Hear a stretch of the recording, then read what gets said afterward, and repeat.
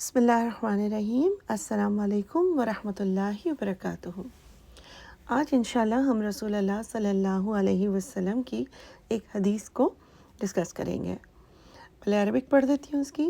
بدأ الاسلام غریباً وسیعود غریباً کما بدأ فتوبوا للغربا۔ یہ سنن ابن ماجہ سے بھی ہے اور صحیح مسلم سے بھی ہے۔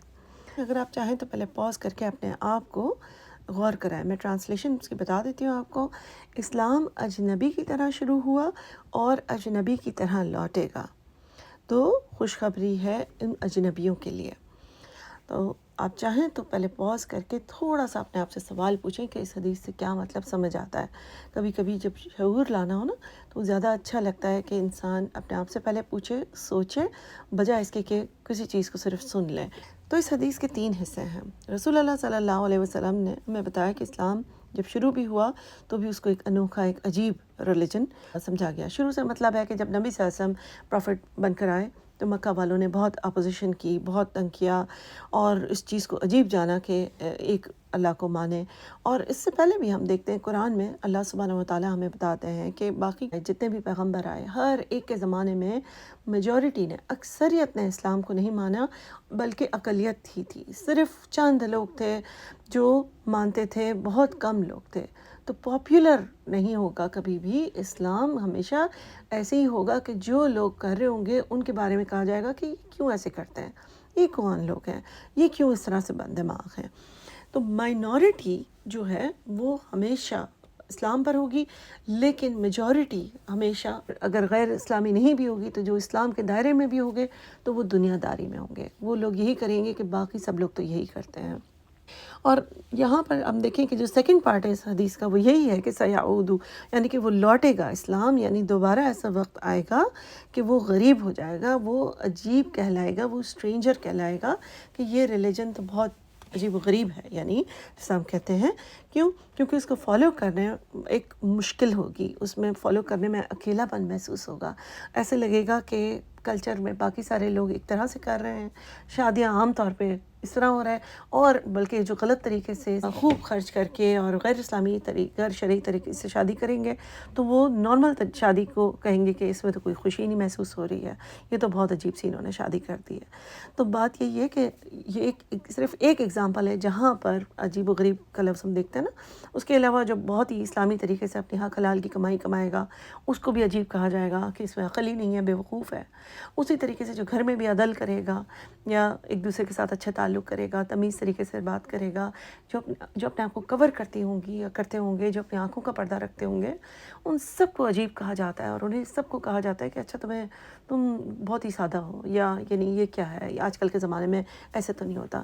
تو یہ ہمیں مینٹلی پریپیئر کیا گیا کہ ان باتوں میں آ کر ہمیں اپنی مشکل میں نہیں پڑنا، ہمیں استقامت اختیار کرنی ہے دین کے احکامات پر۔ اللہ سبحانہ و تعالیٰ نے جو حکم دیے ہیں وہی ٹھیک ہوں گے، چاہے ہمیں لوگ جتنا بھی گڑبڑا دیں، چاہے ہمیں جتنا بھی اکیلا پن محسوس ہو دین کو فالو کرنے میں، چاہے جتنا ہی ہمیں لوگ ڈرائیں کہ اس چیز سے ترقی نہیں ہوگی، فائدہ نہیں ہوگا، پیچھے رہ جاؤ گے، کیونکہ سوشل پریشرز تو بہت ہوں گے، چاہے آپ جس چیز میں بھی دیکھ لیں۔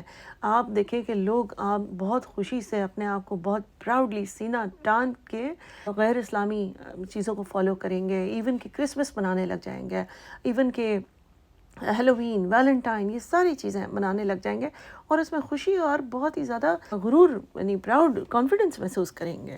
اور یہ ساری چیزیں بالکل غلط ہوں گی، لیکن اس کو بالکل ٹھیک سمجھا جائے گا، کیونکہ ہر کوئی کر رہا ہے، جو ایک میجورٹی ہے، اکثریت اس چیز کو کر رہی ہے، جبکہ ہمارے رسول صلی اللہ علیہ وسلم نے کلیئرلی فرما دیا یہ بہت نارمل چیز ہوگی کہ لوگ کہیں گے کہ آج کل تو ایسے ہی ہوتا ہے، یعنی اسلام کو فالو کرنے والے غریب، عجیب و غریب کہلائیں گے۔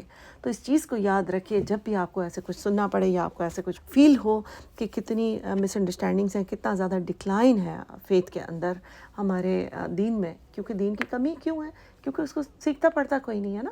آہستہ ہماری قدریں کم ہوتی جاتی ہیں کہ ہم نے بات کیسے کرنی ہے، ہم نے رویے کیسے اختیار کرنے ہیں۔ ایون گھروں میں کوئی عدل باقی نہیں رہتا، تو گھروں میں ناچاکی ہو جاتی ہے۔ کیوں؟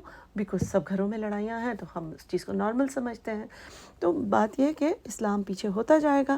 اور آخری حصے میں نبی صلی اللہ علیہ وسلم نے ان لوگوں کو خوشخبری سنائی ہے اور انکریج کیا ہے، حوصلہ افزائی کی ہے ان لوگوں کی، انہیں امید دی ہے کہ جو غریب ہیں، جو اسٹرینجرز ہوں گے اس دنیا میں، جو اسلام کو صحیح طرح سے فالو کرتے رہیں گے، ان کے لیے اللہ کی طرف سے خوشخبری ہے. اور یہ کیسے خوشخبری ہوگی؟ اس میں دل کا سکون بھی بہت بڑی خوشخبری ہے، کیونکہ آپ کو معلوم ہوگا کہ یہ حقیقت کیا ہے اور میں کیا کر رہی ہوں. اس کے علاوہ دنیا اور آخرت کی سکسیس، کامیابی کے بارے میں بھی کہ اللہ نے جو تمہیں دینا ہے وہ ضرور ملے گا، اور ظاہر ہے انشاءاللہ جنت ضرور ملے گی ایسے لوگوں کو جو مشکل اوقات میں بھی اللہ سبحانہ و تعالیٰ کے دین کو پکڑے رہیں گے.